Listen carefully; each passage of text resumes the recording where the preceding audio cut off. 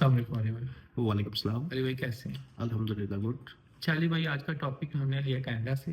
ठीक है। लोग कनाडा का वीज़ा अप्लाई करते हैं, उनके कुछ सवाल होते हैं, कुछ टाइम पीरियड लगता है, बायोमेट्रिक, उनके फॉर्म्स, उनकी एलिजिबिलिटीज़ और बहुत से ऐसे ऑप्शंस हैं जो लोग बार बार फ्रिक्वेंटली आपसे एक सवाल करते हैं। एग्जैक्टली। तो आज का मेरा टॉपिक यही है कि हम इस चीज़ को प्रॉपर लेके चलें, पॉइंट बाय पॉइंट, ताकि लोगों को उनकी जो है सवालों के जवाब ब्रीफली मिल सकें। ठीक है अली भाई? जी मास भाई, डेफिनेटली काफ़ी क्वेश्चंस आते हैं, प्रॉपर हम रिस्पांस करते हैं।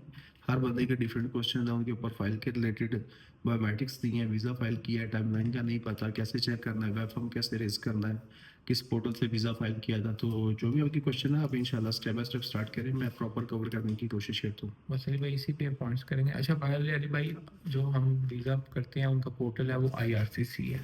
एग्जैक्टली, आईआरसीसी की बेसिकली वेबसाइट है। आईआरसीसी मींस के इमिग्रेशन रिफ्यूजी सिटीजनशिप कनाडा। ठीक है। ये बेसिकली इनकी वेबसाइट है। फिर आगे इसमें दो पोर्टल आते हैं। ठीक है। अच्छा अली भाई, IRCC में ही सारी इनकी कैटेगरीज फॉलो करती हैं? जी बिल्कुल, ये इनकी ऑफिशियल वेबसाइट है। सारा प्रोसेस इसी में आपको मिलेगा, नॉन इमिग्रेंट का भी, इमिग्रेंट का भी, ठीक है। टीआरबी कैटेगरी में भी, परमानेंट रेजिडेंसी में भी, और इमिग्रेशन के रिलेटेड जितनी भी क्यूरीज हैं, जो भी कैटेगरीज है, आपको सारी इनकी ऑफिशियल वेबसाइट पे जाके मिल जाएगी। ठीक है अली भाई, बेसिकली तो हम TRB पे डील करते हैं। जी एग्जैक्टली माज भाई, हम टीआरबी में, और टीआरबी में भी जस्ट स्पेसिफिक हमारे पास सब कैटेगरी है विजिट वीज़ा के रिलेटेड। टीआरबी में स्टडी भी आता है, वर्क परमिट भी आता है, लेकिन उसमें हम डील नहीं करते। ठीक है। चलिए भाई, TRB को भी थोड़ा सा। टीआरवी बेसिकली शॉर्ट फॉर्म है, full form temporary residence visa ठीक है। है। इस कैटेगरी में आपके पास आप फाइल कर सकते हैं अपना वीज़ा, स्टडी में भी, वर्क परमिट में भी, विजिट वीज़ा में भी। और टीआरवी कैटेगरी में जो कनाडा वीज़ा की असेसमेंट करता है, वो शिनुक सॉफ्टवेयर के थ्रू करता है। ठीक हो। टीआरवी कैटेगरी में जो उनकी इमिग्रेशन के रिलेटेड कैटेगरी है, उसमें वो शिनुक सॉफ्टवेयर यूज़ नहीं करते। ठीक हो। अच्छा अली भाई, TRB में जो अब आप अप्लाई करते हैं तो उसका फर्स्ट स्टेप क्या है? टीआरवी में आप अगर विजिटर वीज़ा को चूज़ करते हैं, डिपेंडिंग ऑन यू, के दो पोर्टल है। एक तो जिससे की ओल्ड पोर्टल था, लोग अभी भी स्टिल उसे यूज़ करते हैं, हम भी यूज़ करते हैं, लेकिन केस टू केस वेरी करता है कि कौन से पोर्टल को हमने चूज़ करना है। और एक अभी आईआरसीसी न्यू पोर्टल है। मोस्टली जितनी भी एप्लीकेशन है विजिट वीज़ा के रिलेटेड या कैन प्लस इन्विटेशन के रिलेटेड, हम उसे भी यूज़ करते हैं। क्योंकि दोनों में डिफरेंस है, वो एक तो पोर्टल लोड है, और उसमें डॉक्यूमेंटेशन काफ़ी आप ज़्यादा अपलोड कर सकते हैं, जैसे कि पोर्टल के अंदर। जो आईआरसीसी पोर्टल है, इसमें डॉक्यूमेंटेशन की लिमिटेशंस हैं, जैसे कि में 4 MB का फाइल का साइज़ है, और इसमें आईआरसीसी पोर्टल में 2 MB का फाइल का साइज़ है। ठीक है। अच्छा अली भाई, कैन प्लस तो एक अलग कैटेगरी है ना?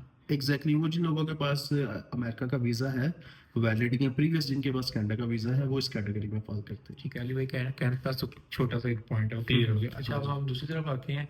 अली भाई, जो बायोमेट्रिक होता है हम्म। उसमें एक तो टाइम ड्यूरेशन क्या है, फिर बायोमेट्रिक के बाद आपका आंसर, जो रिफ्यूज़ल या आंसर कितने टाइम में आता है, कितना टाइम डिले हो सकता है? क्योंकि लास्ट जो मैं एक क्वेश्चन ले रहा था उसमें वो बता रहे थे कि 2 साल हो गया मुझे अभी तक, जो मेरा डील जिससे मैंने काम करवाया उसने अभी तक मुझे कहा कि अभी तक आपका रिप्लाई नहीं आया। इतना डिले कैसे हो सकता है? मोस्टली इतना डिले होता नहीं है। पहले था कोविड के टाइम पे कुछ केसेस डिले आ रहे थे। अभी जो करंट सिचुएशन आईआरसीसी की, अगर आपने फीस पे की है और फीस पे करने के बाद विद इन डे में भी आ जाता है, या सेकंड डे भी आपको बायोमेट्रिक के इंस्ट्रक्शन लेटर मिल जाता है। अगर आप वीज़ा फर्स्ट टाइम फाइल कर रहे हैं, बायोमेट्रिक इंस्ट्रक्शन लेटर मिलता है। पाकिस्तान से अपनी अपॉइंटमेंट बुक करते हैं वीएफएस के थ्रू, प्रॉपर वो सेटअप बना हुआ वीएफएस की ऑफिशियल साइट पे आप जाएंगे तो कनाडा की बायोमेट्रिक आपको विद इन 2 से 3 डेज में मिल जाती है। कोई लेंथी टाइम पीरियड नहीं है।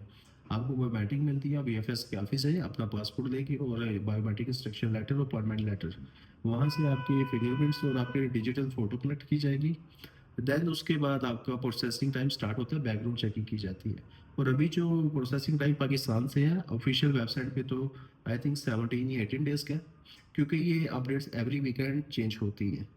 इस वीक कुछ हो रहा है तो नेक्स्ट वीक में भी टाइम कम करें या इंक्रीज करें, डिपेंड करता है उनके ओवरऑल सिस्टम के ऊपर।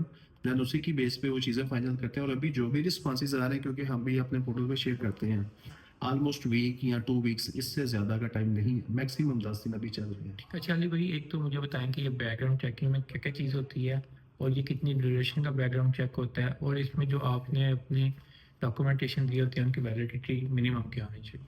बैकग्राउंड बेसिकली जब आप अपनी बायोमेट्रिक देते हैं देन उसके बाद आपकी जो बैकग्राउंड चेकिंग की जाती है, आपकी जो सिक्योरिटी के कंसर्न्स हैं, आपकी क्रिमिनल एक्टिविटीज़, आपका इंफॉर्मेशन डेटा, आपका वीज़ा रिफ्यूज़ल थी, जो कुछ चीज़ें आपने क्लेम की हैं वो एजेंसीज के थ्रू या और जो उनका डेटाबेस है नेशनल या इंटरनेशनल, उसके थ्रू आपकी सारी एलिजिबिलिटी की आपका बैकग्राउंड चेक करते हैं। देन उसके बाद आपके केस पे डिसीजन आता है, वो सेम डे भी आ जाता है, विद इन वीक में भी या विद इन मंथ में भी।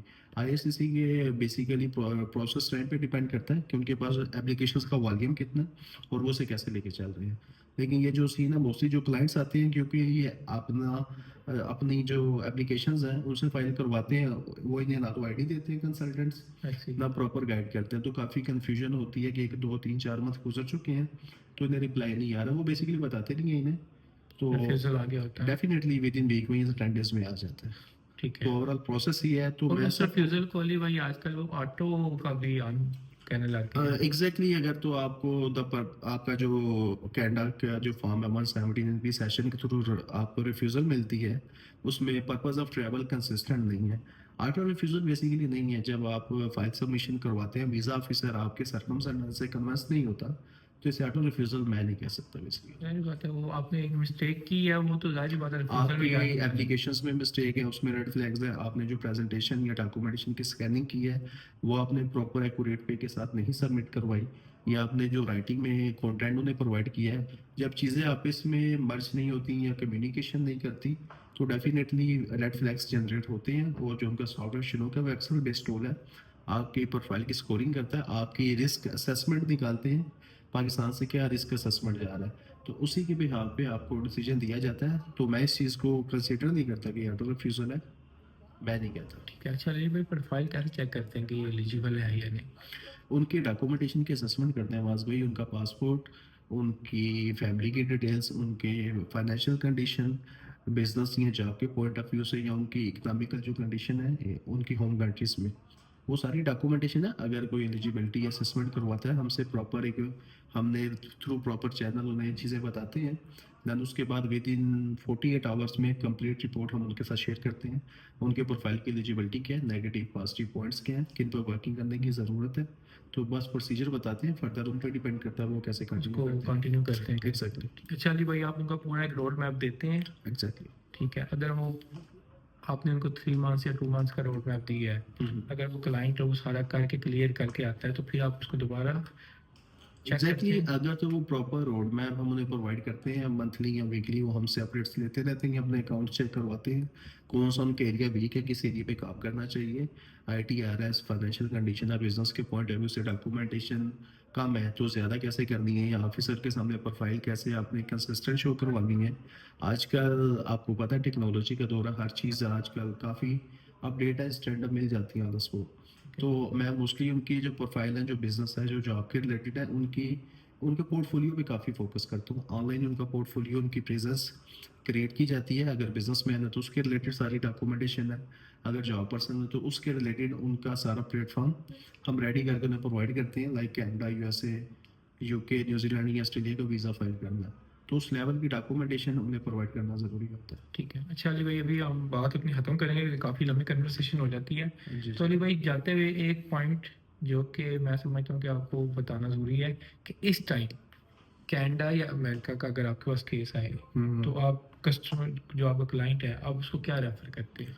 बस भी इसमें एट द मोमेंट तो दोनों ही पॉजिटिव हैं, लेकिन मैं फिर भी रिकमेंड डॉक्यूमेंटेशन देख के करता हूँ। ठीक है। प्रोफाइल की एलिजिबिलिटी क्या है, अगर तो अमेरिका की बनती है डेफिनेटली उन्हीं का रिकमेंड करूँगा, अगर कनाडा की बनती है तो उन्हीं का रिकमेंड ठीक करूँगा। है। एंड ऑफ द डे मैं डॉक्यूमेंटेशन देख के फाइनल करूँगा, अपनी तरफ से कोई मैं सजेशन नहीं दूंगा। और एक आज का सिनेरियो ये चला रहा है अली भाई, आप कनाडा का भी एट अ टाइम कर दें, अमेरिका का भी कर दें, ऑस्ट्रेलिया का भी कर दें, किसी एक का निकल आएगा, इसके बारे में आप क्या कहेंगे? वो बेसिकली एक मिथ है, आप वो चारों में से फाइल कर दें जहाँ पे तो कल आके वीज़ा आ जाएगा, अदरवाइज आता तो नहीं है ना, अभी इतना ईजी है वीज़ा इनका लेना। प्रॉपर एक प्रोसेस है डॉक्यूमेंटेशन का, अच्छे वे के साथ हर चीज़ ऑफिसर के सामने एम्बेसडर्स को दी जाती है, देन उसी की बेस पे आपकी एलिजिबिलिटी चेक होती है और आपको अप्रूवल या रिफ्यूज़ल आती है। तो जो लोग अली भाई इस चीज़ पे चल रहे हैं, उनके बारे में आप क्या कहते हैं? वो सिर्फ एक बिजनेस के पॉइंट ऑफ व्यू से चाह रहे हैं अपना कस्टमर को। जी, जी, बात भी डेफ़िनेटली बिज़नेस वो भी कर रहे हैं, हम भी कर रहे हैं, लेकिन बिज़नेस करने के भी प्रॉपर कुछ असूल हैं। रूल्स हैं। आपने क्लाइंट्स को साथ लेके चलना है, रिफ्यूज़ल आ गई है तो फिर भी आपने मैनेज करवाना है। ये नहीं कि क्लाइंट को प्रॉपर अपने रिस्पॉन्स नहीं करना या उनका माइंड डाइवर्ट कर देना है, ये साथ किसी ही और कहना तरफ लेके जाना नेसेसरी। है। उन्हें बेसिकली उनकी प्रोफाइल की असेसमेंट तो बताइए ना, आपकी प्रोफाइल है क्या। फर्स्ट मैंने मिला, हमारी भी रिफ्यूजल्स आती है, लेकिन स्टिल हम कंटिन्यू उनके साथ चलते हैं, प्रॉपर बिल्कुल रोड सही। मैप प्रोवाइड करते हैं, स्टिल वेट कर लेंगे, चीज़ों को मजीद बेहतर कर लें, तो इंशाल्लाह साथ साथ लेके चलते हैं। ठीक है। अली भाई, आपके वक्त का बहुत शुक्रिया। Thank you so much. Okay, अल्लाह हाफिज़। अल्लाह हाफिज़।